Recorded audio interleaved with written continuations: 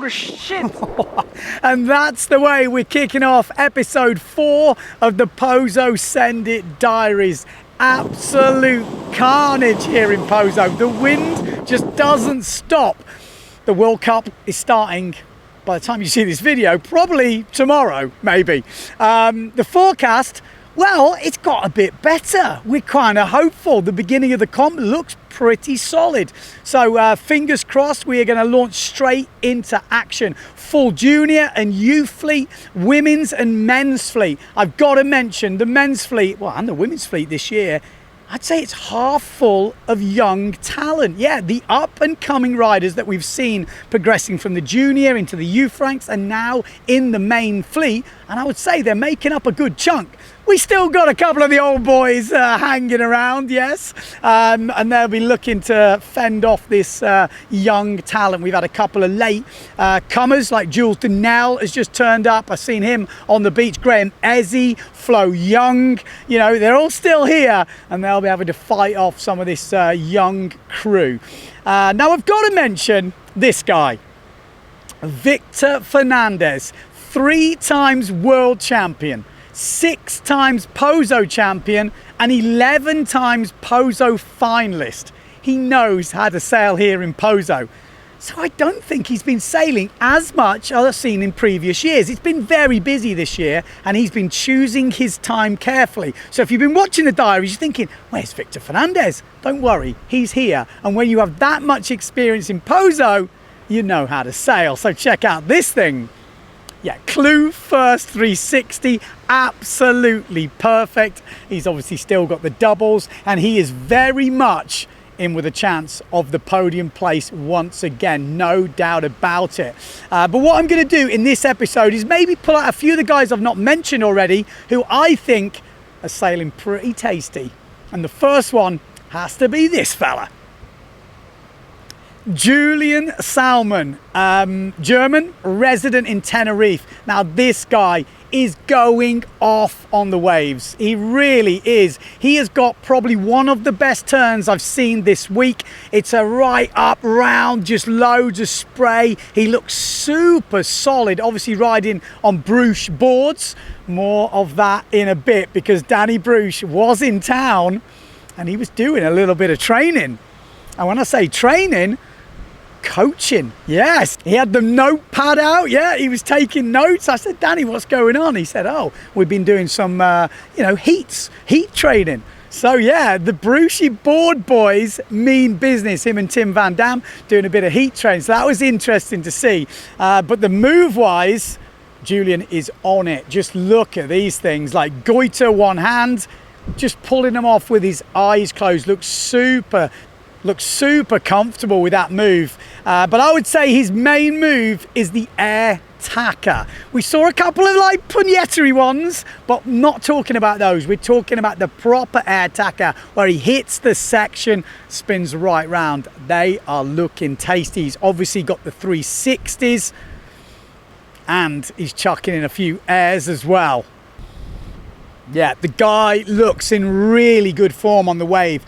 Now, for some people who don't know, interestingly, he had a pretty big accident when he was younger where I think he broke his leg jumping and it put him right off jumping at a young age. So he really concentrated on his riding. And I believe that is where that solid style comes from. Plus, you know, when you're living in Tenerife and you're hanging out with Bruce and, Mussolini over the years, riding is a main thing there. But I would say over the last couple of years since COVID, he has took his air game to a different level. Sometimes may be good, sometimes may be shit. Yes, his jumps have got higher, a lot higher, and he means business. Taking hands off, yeah, landing no one-handed. He's taking feet off, obviously, and he's also taking hand and feet off. Yeah, he's got all the moves there. I have seen him throwing down a few doubles, although it's not a consistent move for him. Will he pull one out in the competition? I think if he needs to, he might well do it. So keep your eye on Julian Salmon in this competition. If we get some waves, he's going to be one to watch for sure.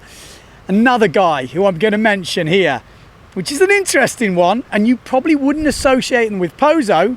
Morgan Nero. Yes, back-to-back, a lower champion.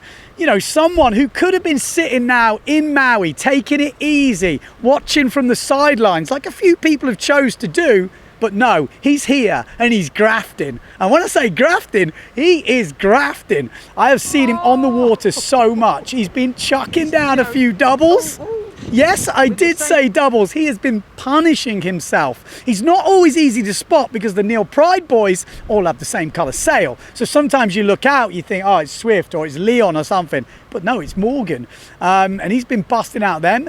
He's been, you know, doing some decent stall forwards, back loops, the usual stuff. But where I think I've seen a biggest progression for him this year is on the wave. Now, we know he can ride waves in Maui. We've seen it. It's ridiculous. But he has now been putting in the work here and he's got the moves. Yeah, 360s, he really has worked on them and they look very solid at the moment. Super consistent.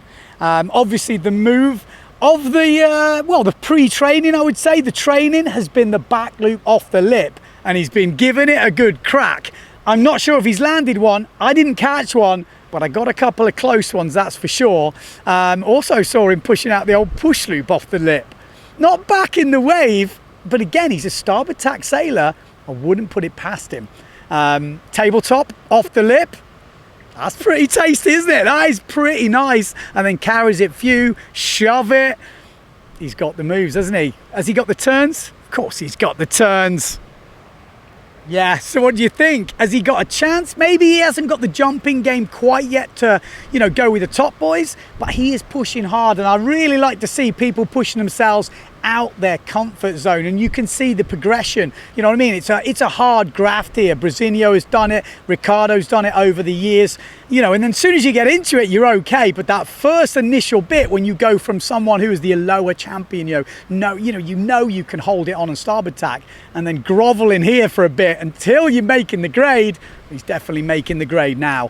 Who else am I going to mention? Well, there's been a lot of keen beans on the water, so this is just a little shout out, or I'll put some clips in of people, even if I don't mention the names. I want to sort of say, so people I've seen been going around is the Fleche brothers. Yeah, these boys, every time I'm filming, they're on the water, spinning around. Looks like, you know, when you've got a brother, you motivate each other. You can definitely see that. Who else have we got? Tomer, yeah, from Israel. He has been flying around. And when I say flying around, his kit has definitely been flying around. Yeah, I think that ended up on the bunker. So doing a bit of board testing for future fly. Is Arnon looking on going, oh, you take it easy, but he's obviously putting in the work. So good to see big balls Tomer here. Also, someone else who's been doing a bit of board testing, trying to land it on the bunker, Liam Dunkerbeck. Yes, oh my God, that thing nearly actually landed on the bunker. Is that a challenge? Is someone laying down the challenge? Could it happen? Tell you what, the way these boys are going, it wouldn't surprise me. It's dangerous out there with all this kit flying around. Talking about dangerous, we'll come on to Pons, Joseph Pons, in a minute, because he nearly killed this fella. Yeah, more on that incident in a second. Who else? Simon Tula from Denmark. He's been putting the work in. He's been having some bails, but he's been having some good moves as well. He's been landing quite a lot, and I've definitely seen his progression. You know, Henry and the boys in that house. So we've also got Lucas Meldrum from Great Britain. Come on, the Brits. Yeah, he's been putting some work in. He's been busy filming as well for the Duotone Fanatic team, doing a really good job of that. But he's also been throwing it down on the water. I've seen him get a nice 360 the other day. He's been thinking about the doubles, and I've seen some nice stall forwards and a few other moves. So looking forward to see what he can do in the competition. And there is just so many more people to mention. And if my brain opens up in this episode, I'll mention some more as I go through. So let's talk about the danger man, Joseph Pons. Check out this 360. Just watch the guy. You just see him go, oh my God, I'm dead. And he luckily just misses the mast. Now, if you've never been to Pozo and you don't like sailing with a lot of people, do not come at the World Cup time. You've got to remember, there's 48 guys out there, there's about 20 girls, plus the youths, plus the juniors, all trying to do some training for the event. So it's obviously a busy time to come. If you want to watch and you want to choose your sailing, okay, not a bad idea. But if you want to sail down the bunker with the big boys, it's going to be pretty stressful. I'm not a big fan. I choose my times and I choose when I go sailing. And there are a few guys that don't budge. They have got a very strict mentality that I'm going for that move and you better move out the way. Yeah, it's a tactic. It works because I don't go near them. I'm not going to name check here, but be careful out there. Listen to my words. But you can sail, you don't have to sail at the bunker, you can sail upwind, which is a really nice wave to sail. It's more cross shore, so it's actually easy to hit. It doesn't work on all tides, but it is quite fun. It's right next to the rock. Yes. Now, if you've watched my episodes before, you'll know that rock is quite infamous, and there is a few people that have landed on it. Yes, I know, it is nasty. Now, at this point, you might be thinking, well, just stay away from the rock, Ben. That would be good advice. I would say, yes, do that. But there are a few people that kind of like to jibe around the rock at certain tides. And they like to go as close as they can. Oh, no. Jesus, this guy's... Just check out how close that is. I'm pretty sure he sailed over the rock. If that wave had not come in at that time, maybe he knew, maybe he timed it perfectly. Yeah, otherwise he could have took the fin out, he could have ended up with his sail on the spike and he would needed to repair his sail. But it's okay, because you know who does sail repairs in Pozo. Yes, of course Pozo Winds does sail repairs. They've got their own repair shop. If you've got a problem, give them a call. Just call into the shop. You'll get it done. Or if you've never been to Pozo, you need some accommodation. You need gear hire. You just need a friendly voice on the end of the phone to help you out. Give PozoWinds.com. Still supporting the Pozo Diaries, and for sure, my favourite shop in Pozo. Yes, help them out. Love for the love, people. Love for the love. Okay, what else have I got? Well, got a little feature this week. This is in honor of the great Sergei Budka. Who, Ben? Well, he is a famous pole vaulter. You obviously know what pole vaulting is, yeah? Where you stick the bit of stick in the ground, it bends and you go over. Okay, so this next guy, I was filming him. He destroyed this wave, just totally destroyed this wave. This wave was thinking, God, I shouldn't have picked on that guy. He got destroyed. So I was filming him the next run, thinking this guy looks a little bit of a dangerous Dave Kite character. And I was right to film him, because just check out this pole vault run. Here he is going for a world record, 19.5 3/4. He's got it! A new world record. Sergei Budka has just broken Vigneron's world record. Now that is one of the best pole vaults I've seen.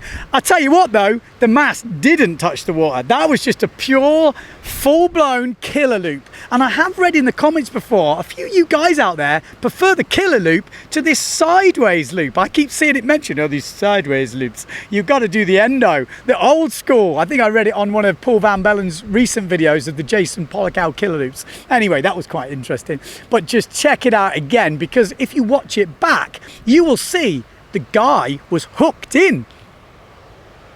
You what? He luckily unhooked before the end, but he sails away. That is the class thing. If you watch, he lets go, but he still lands, sails away like nothing has happened. So let me know in the comments below, what do you prefer? Do you prefer this? Yeah, the killer loop, or do you prefer the sideways loop? I am genuinely interested to know what the general windsurfing public think.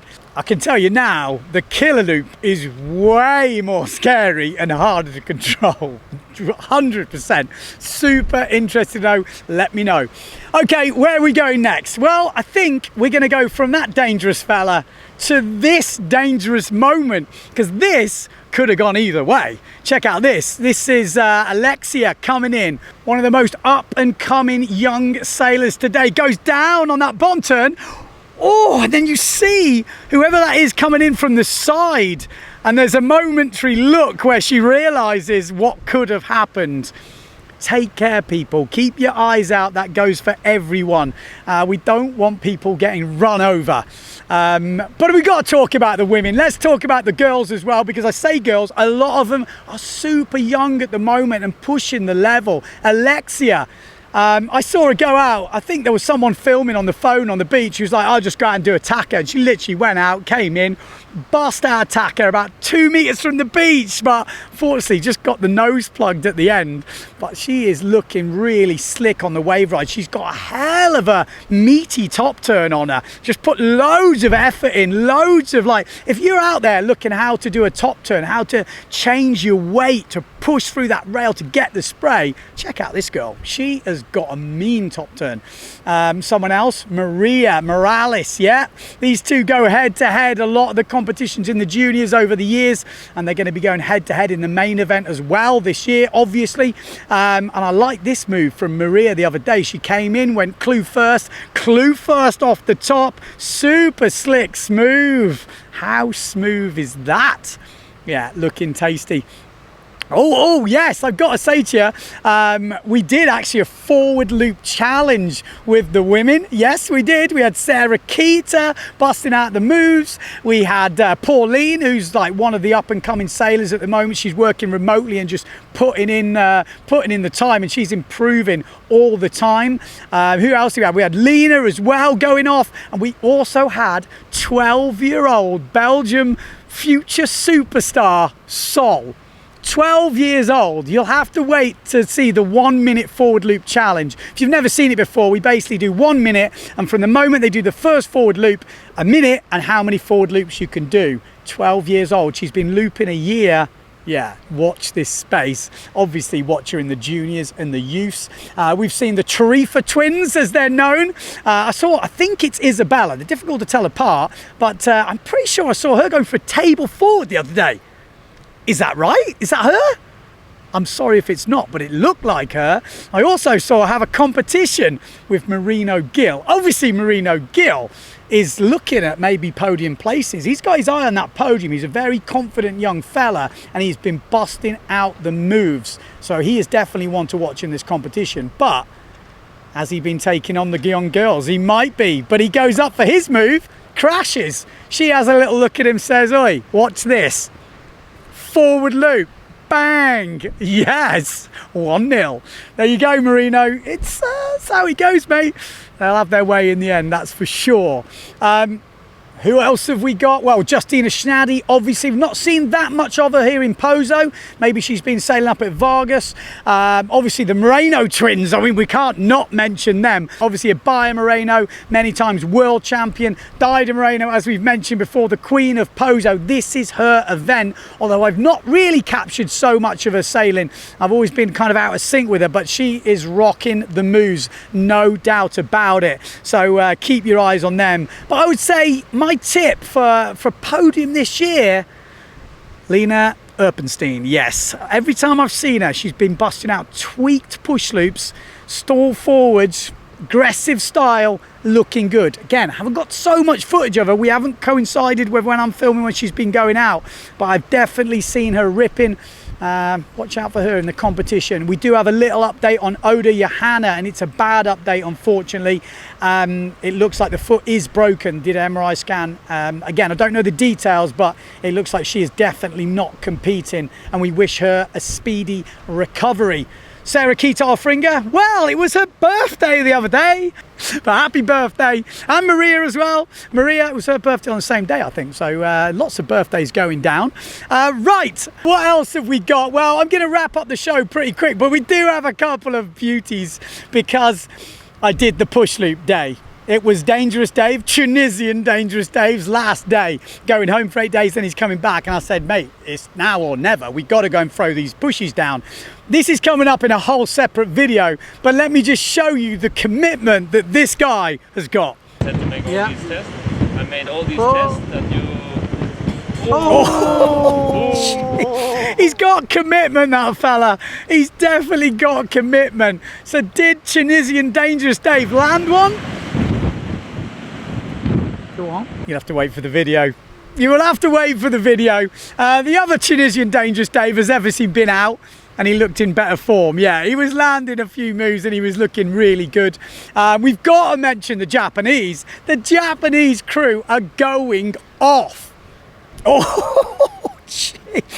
Yes, they are absolutely going off. You've got Takara Ishii and his younger brother now, Hayata. And Hayata, if you've seen the video from him in Maui, he has been absolutely on a tear. And he has come here to Pozo. He's been here before. I think he's won the juniors before. And he is pushing for the main fleet now. And he has just been pushing.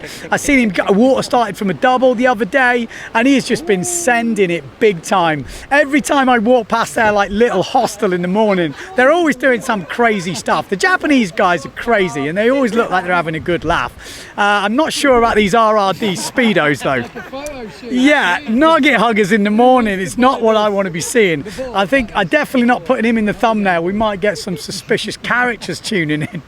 Dodgy. Takuma, you've got to mention Takuma.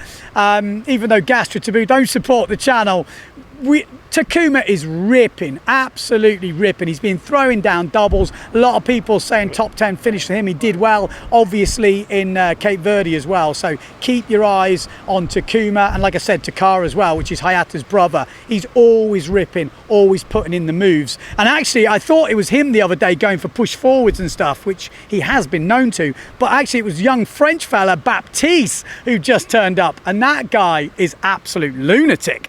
Okay, so I'm bound to have missed some people out, and if I have, I'm sorry. I'm going to use this moment to put in some random footage of people who I might have missed or clips that I think you guys might find interesting. Like I say, competition is probably going to start tomorrow, so it is all going on. Also, in the comments below, let me know who you think the top 3 men will be at the end of the competition and the top 3 women will be at the end of the competition. If you manage to predict both top 3s in order, you get the amazing prize of a Windsurfing.TV hat. Oh yes, if you remember, of course, because we do have some new members. These legends supporting the channel. If you like Windsurfing.TV, you love these videos, think about maybe supporting, because it does happen. These things happen because of your support and the brands that are supporting. So if you're going to buy some new equipment, check out the brands that support the channel. Maybe support those guys. They're supporting this windsurfing style videos. They don't need to, you know what I mean? We're not doing proper adverts for them. They just like the stoke and they think what we're doing here at Windsurfing.TV is helping bring the stoke to you guys at home. So definitely choose your equipment wisely, people. Again, thanks for the support. We'll see you for the next one. Live stream on the PWA World Tour YouTube channel, I think. It's not going to be on Windsurfing.TV, but on the PWA World Tour channel. So follow it there. I'll be commenting. We're going to hopefully get some of the riders in to co-commentate through the event. It's going to be exciting, like I say. Hopefully the forecast holds. I'm looking forward to it. Who's going to win? I can't wait.